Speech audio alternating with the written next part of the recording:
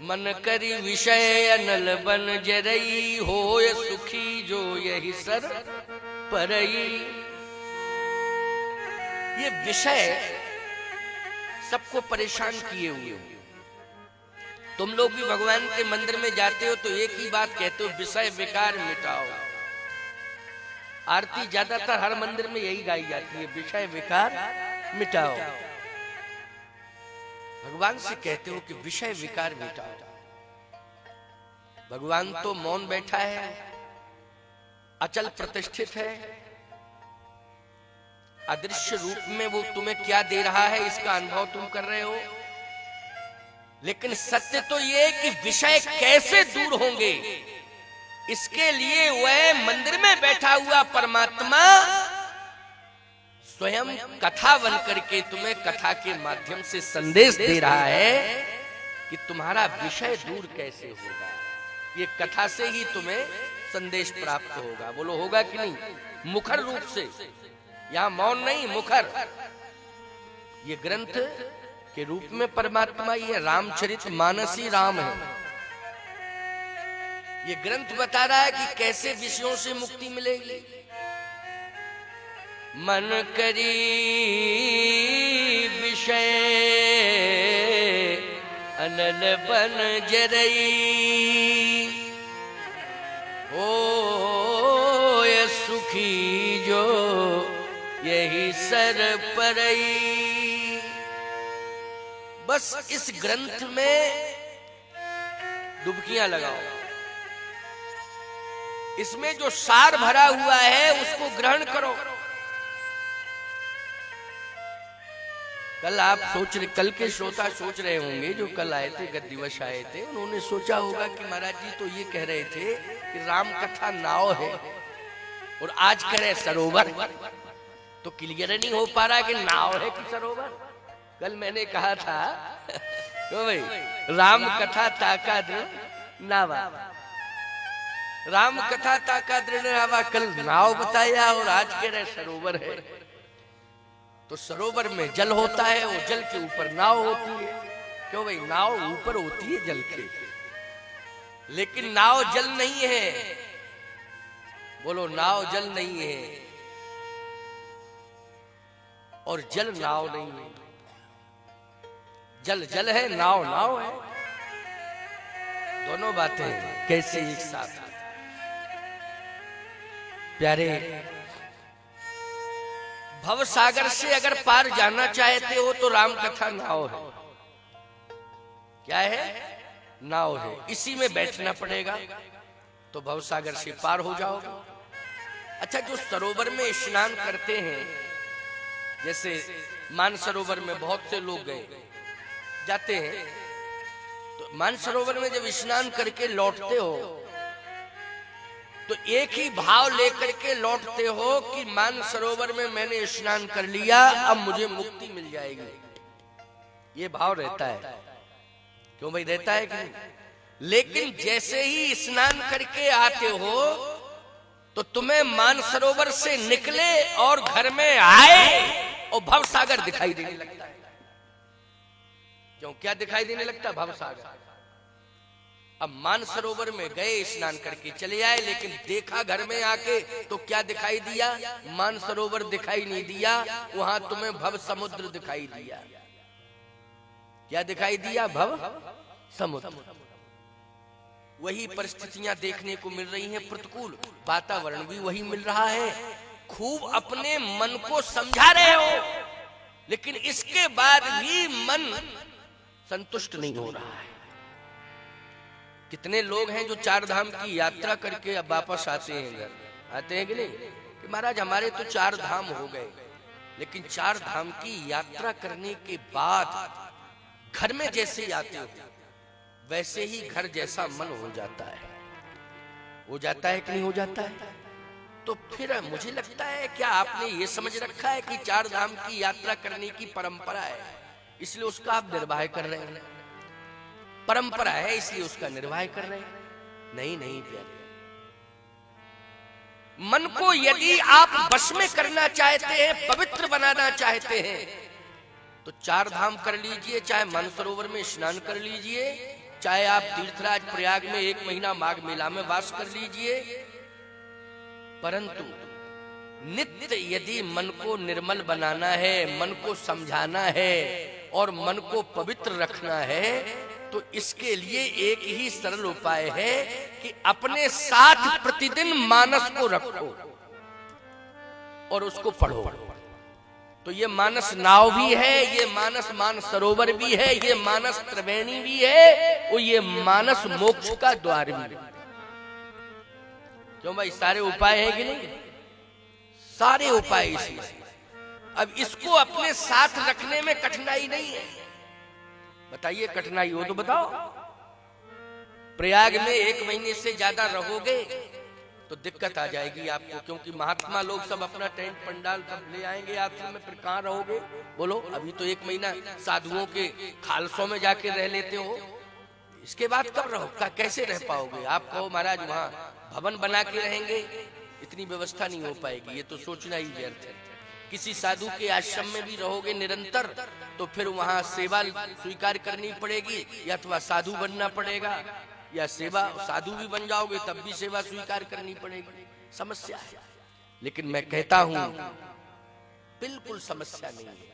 आप तीर्थ करिए, आप मानसरोवर में स्नान करिए, आप देवी देवताओं के मंदिरों में जाइए, लेकिन अपने जीवन के साथ रामचरितमानस को जोड़ लीजिए कि हम 5 दोहा निश्चित रूप से पढ़ेंगे और उसका अर्थ भी समझेंगे कि अर्थ क्या है, इन 5 दोहे में हमें क्या समझने को मिला है। ये आप करिए तो देखो, होए सुखी जो यही सर पर आप सुखी हो जाएंगे। भ्रमित होने की आवश्यकता नहीं है कि ये नाव है कि ये सरोवर है। अब एक और बढ़िया बात स्मरण हो आई, इसमें अनल वन जरई। मुझे लगता है कि संसार में एक और हम देखते हैं तो हमें भव समुद्र दिखाई देता है संसार, और दूसरी ओर हम देखते हैं तो मुझे लगता है कि समस्याओं का बहुत बड़ा जंगल है, वन है। क्यों भाई, किसका वन है? समस्याओं का बहुत बड़ा वन है। अच्छा, तो भैया अब हम समस्याओं के वन में अगर रह रहे हैं, जंगल में, तो रह रहे हैं, अब हमारा ही तो वन है। नहीं नहीं नहीं, एक दिन तुम्हें वन को भी छोड़ना पड़ेगा, जंगल को। कब? जब जंगल में आग लग जाएगी तब। बोलो भाई, छोड़ना पड़ेगा कि नहीं? तुम्हारा ही है वो वन, तुम्हारा ही जंगल है, तुम्हारा अधिकार है उस पर। समस्याएं सहने की क्षमता भी है तुम्हारे अंदर, लेकिन जिस दिन उसमें आग लग जाएगी उस दिन तुम रह नहीं पाओगे, मजबूरी में तुम्हें छोड़ना ही पड़ेगा। तो आप कहोगे महाराज छोड़ना पड़ेगा तो क्या बच जाएंगे? जब चारों तरफ आग लग जाएगी तो भाग भी नहीं पाओगे, जल के मर जाओगे, यही होगा। लेकिन बच जाओगे। कैसे बच जाओगे? एक ही विकल्प है, यदि उस जंगल के अंदर तुम्हें एक सरोवर मिल जाए तो। बोलो, है उपाय कि नहीं? क्या मिल जाए? सरोवर। अगर सरोवर मिल गया तो ईमानदारी से बचाओ, घनघोर आग लगी रहे, लेकिन तुम बच जाओगे कि नहीं बच जाओगे? बच जाओगे। लेकिन मिलना चाहिए क्या? सरोवर। चाहे जितनी बड़ी समस्याएं जिंदगी में क्यों ना आ जाएं, चाहे जैसी घनघोर आग क्यों ना लग गई हो, चारों तरफ भीषण आग लग गई हो, लेकिन तुम्हारा अस्तित्व बचा रहेगा। कैसे बचा रहेगा?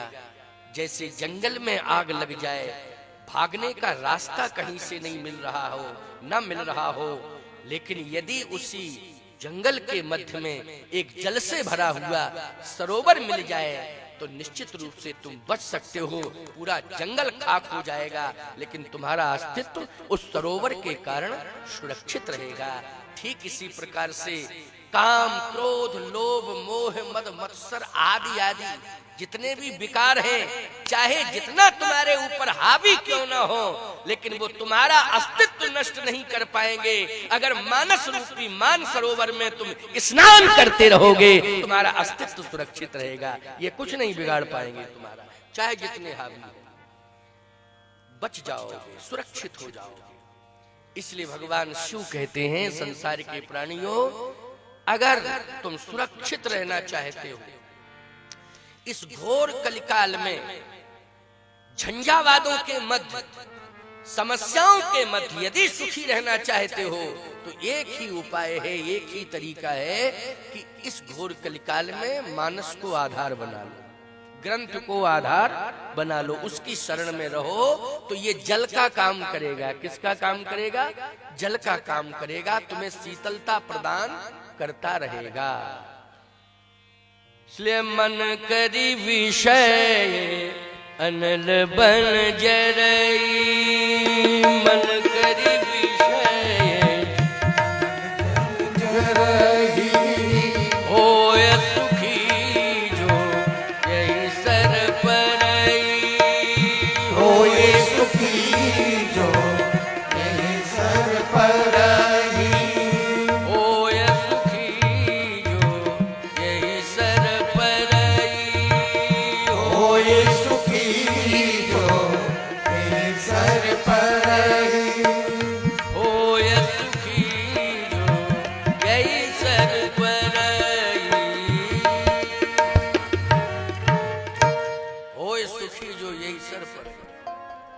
देखो इसमें एक शब्द आया है करी। ये करी क्या है? करी मानी हाथी। गणनायक करीवरी बदन, तो गणनायक करीवरी बदन, अर्थ समझ में आ रहा है ना? करी मानी हुआ है हाथी। हाथी केवल करी मानी हाथी नहीं होता, मतंग मानी भी हाथी होता है। मतंग मानी हाथी और करी मानी हाथी।